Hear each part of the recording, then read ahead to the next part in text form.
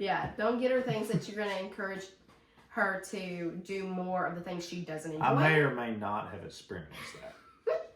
So speaking of gifts, I got you a gift there.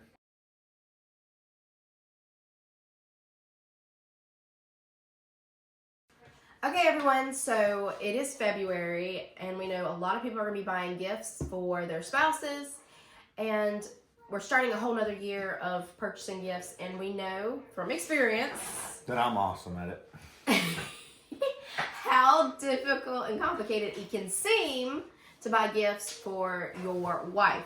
So we're going to be discussing husbands buying gifts for their wives, and I'm going to try to make it easier on the guys to kind of figure it out, because you know there's some guys who are kind of like they're just narcissistic or lazy and they don't care, but then there's some guys who are really thoughtful and kind, but they still find like they just don't know where's the safest route to go.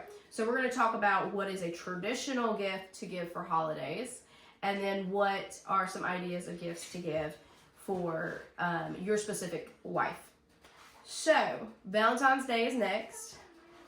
Do you know what is the traditional Valentine's gift for a woman? Specifically your wife. It would be flowers and chocolate. Flowers and chocolate. Yeah. Flowers, chocolate, and jewelry are the traditionals. You can't go wrong with them. Now, used to, you always did red roses. That was the norm, and you can still do that, and it's still a safe bet. But to up the thoughtfulness, you can get your wife's favorite flower instead, and that would still be fine. So what is my favorite flower? A hydrangea. A hydrangea. I love hydrangeas and white roses. If you pair the two, it's magnificent. Okay, so then chocolate, get more specific with it. Get her favorite chocolate, not just some random heart-shaped chocolate box. I mean, your wife may like those, but make sure you're getting the chocolate she actually wants, and it doesn't look like you just walked through Walmart and picked up a random bouquet of flowers, a random box of chocolates, and just did it without thought. Jewelry is not necessary, but it just up the value of the gift and, you know, up your chances of having a good Valentine's Day yourself. So then, what's next? So then we've got rolling into Easter. Okay, so everyone knows if you have children, you do Easter baskets for your children. I think it's really sweet if a guy is intentional to ask the wife if she wants anything for Easter. So this can be something really cute, like just making sure she has a cute cup. You know, just get her a cute little happy.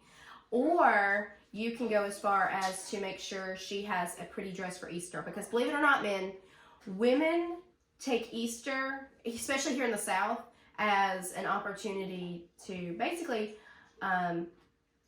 be very fashionable. You buy a new dress or a new outfit. You put all the kids in nice clothes. So it's a fashion show to some degree, especially down here in the South.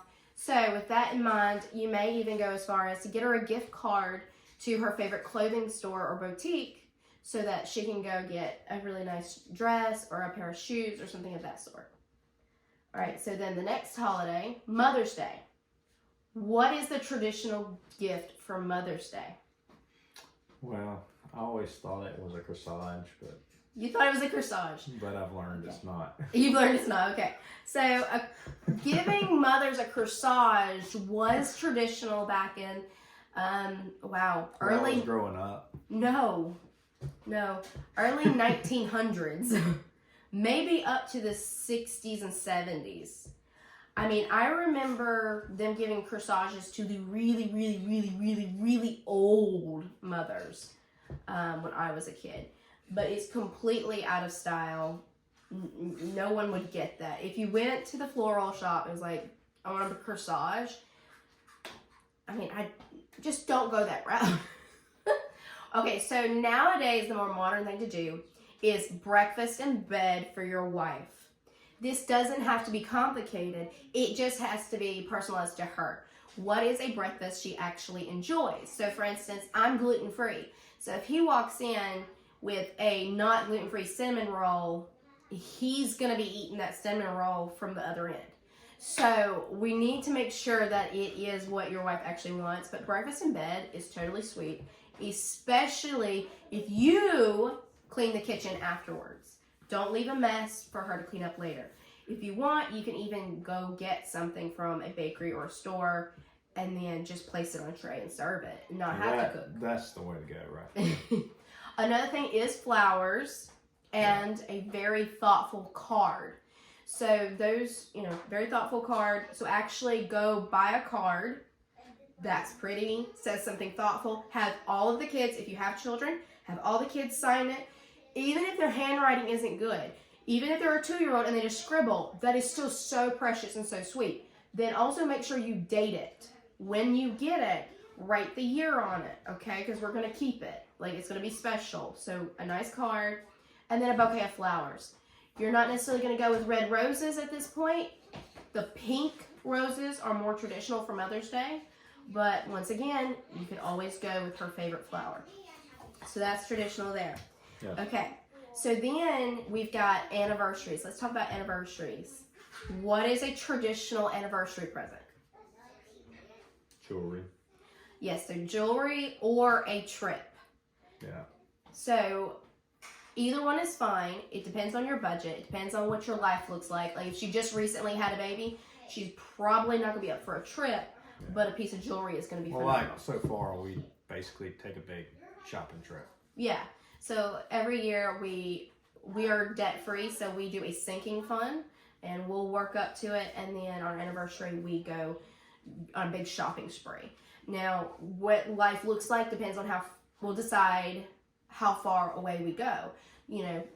Most commonly, because we do have small children, we won't go very far because we'll want to be within a reasonable driving distance to get back to them quickly if they start to get sick or they just, want to come home or whatever.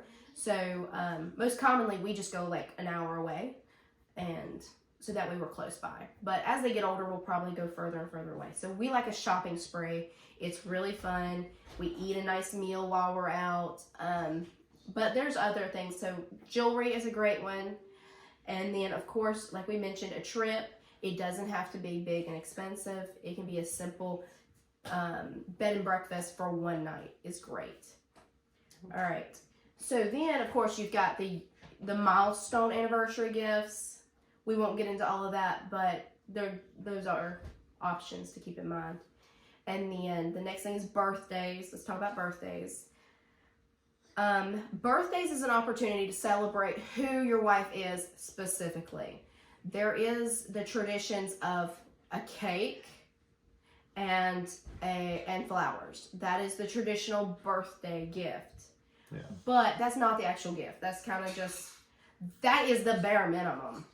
You want to be like creative, and creative is not dishes, vacuum cleaners. Those are not creative unless your wife has a weird obsession with cleaning and that's actually what she enjoys. That'd be a good idea. But don't get her work supplies. Yeah, don't get her things that you're going to encourage her to do more of the things she doesn't enjoy. I may or may not have experienced that. Okay, so you've got to think about what are your wife's hobbies. What are the things that really bring her joy? Not the things you see her do all the time. Because what is she doing all the time? She's she works full time. That is bringing in an income. That is a job. That is not a hobby. That is not for fun. Then she's maintaining her home, which is maintaining the well-being and the health of the whole family. That's not the hobby. That's not the fun. Okay, so then what else is she doing? Spending time with the kids. Well, that's a necessity of motherhood. That's not necessarily a hobby. You have to look for those things that she may not get to do very much, but she gets a lot of joy out of doing them. Some of them are things like, the most popular thing right now is sourdough bread. A lot of women are making sourdough bread now. Well, celebrate that by getting her a nice bread bowl. You can get them at TJ Maxx for $20. And then buy her a nice, a set of cheesecloth, a pack of that, or you can get her some cloth napkins even. So things like that are going to elevate her experience that she's already finding fun. Or crocheting, buy her some nice yarn. So then another thing is that's really popular right now is, oh my goodness, is painting. Like a lot of people are getting into watercolors. Go to a craft store and buy her like just a few watercolor paints and then a few brushes and a few canvases. I mean, it doesn't have to be expensive, but find the thing that she's really liking. Reading. So I really got into reading this year, specifically dragon books. So he got me a t-shirt themed on one of the books that I really enjoy. So find. Yeah, the big thing that I do now is if she says she might like something and we're just randomly doing something, I just got a list in my phone because I'm not very good at remembering 6 months later what she might have said she wanted. So yeah. Yeah, so that brings me to a point I was going to make later, but we'll go ahead and say that. I get it. Your brain is full of things and you're trying to manage a lot. That's understandable, but you have to do this. This is a necessity in having a good marriage. So figure out a way that it's easiest for you to do. Whether it means keeping a sticky note in the glove department of your truck or the armrest of your truck or a note on your phone or whatever it takes. Take note to things she is enjoying. When you see a real authentic smile on her face, what was she doing? And make notes, make sure that happens as much as possible. If it's hiking, get her a really nice pair of hiking shoes. Get her, maybe just schedule a time for the babysitter to watch the kids so you two can go hiking somewhere. And she doesn't have to take care of kids while she does it. So she can move faster and further or spend more time at the places she wants to. Anything like you find her enjoying, that's what you do for her birthday. Okay, so the next thing that I think we should talk about is, let's go ahead and do Christmas. So Christmas, I think, can be overwhelming to some guys. So, because there's not necessarily, there's just a lot of pressure to it. But there's no official. Yeah, it's overwhelming. But there's no official guide. No. The biggest thing with Christmas is you have to buy multiple gifts, typically. You feel like you have to buy multiple gifts. So it's not like I kept up with this one thing and I'm good. It's like I gotta have 5 things. Or if you're doing one thing, it's gotta be big. Yeah. Yeah. Well, I think the cool thing is it's similar to the birthday, but I think you should go luxury. So, for instance, a lot of women, when you're thinking Christmas, you want a luxury element of some sort. So you don't want the cheap jewelry, you want the expensive piece of jewelry. And even if that's all you get, that's what you want. Or going luxury as in a luxury treatment of some sort, as in, if like a spa gift card, a gift card to go get a manicure, pedicure, facial, and a massage. That's great, but if you can't afford that, that's perfectly fine. Your wife should be understanding of that, but what you can do instead is a nice fluffy bathrobe, lotions, bath bombs, some face masks, those type of things so she can give herself a spa experience at home is really good. Candles, jewelry, like we had said. I think we need to discuss buying your wife clothing. Clothing is such a dangerous game to play. I don't even play that game. You did give me this t-shirt. Yeah, but that was by direct request. Yeah, I sent him the link. And I sent him the size. So I can go through the store and I can go, that looks nice. No, that's a 60-year-old woman dress. I ain't wearing that. So, for some reason, he likes me to look like a Mennonite. I don't know. But either way, it can be kind of dangerous buying clothes. Because if you don't get you may not get the style right. And then she's kind of like, is this what he likes? Should I try to wear this more often? But it's not really my taste. So should I change my taste to match his? It kind of creates an awkward situation in the mind of your wife. But then at the same time, if you get the style right, but not the size right, that can go wrong in any direction. If you buy a size that's too small, she feels like you're calling her fat. But if you get a size really too big, she's like, he really does think I'm fat. So maybe gift cards if you're doing Gift clothes. cards. Or give her cash and be like, I want you to go buy an outfit. So that is one thing my stepdad did for my mom a bajillion years ago. And I remember that Christmas so well because to me, it was like the most thoughtful and precious thing ever. He actually wanted to give her a full outfit from head to toe. So he took me with him. I was a teenager at the time, probably about 15, 16. And he took me and he told me before we went to figure out all her sizes. So when we went, I was able to help him. We picked out shoes, we picked out a dress, all the undergarments, which was totally awkward for me. We picked out jewelry and makeup, everything for the whole outfit, and we put it together. That was precious, but he did enough research ahead of time to make that work. And he took someone with him that knew her well. So that might be the one way to make the clothing thing work. But like we do a shopping spree every anniversary, that's a good option too, because then you can give her money and then you go shopping together and then she can buy all the clothes she wants. Yeah. But yeah, clothing is tricky. I would advise against buying clothing. I just would. It's just unless you just absolutely know on the individual piece. like with this t-shirt, I sent you the link and the size. Yeah. So that was the only safe bet. I mean, you just gotta be careful with that one.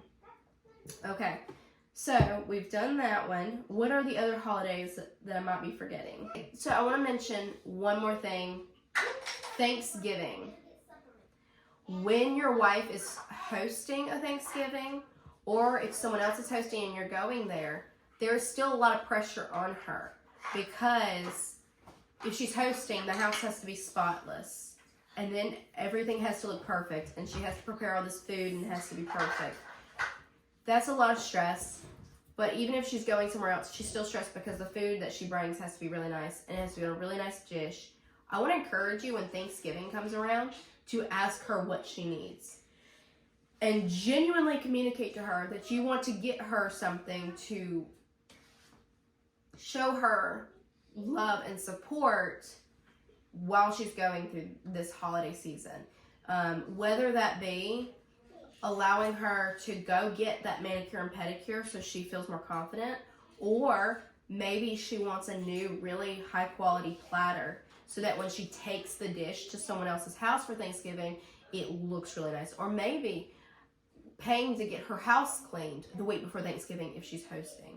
But ask her what she needs to be supported through Thanksgiving.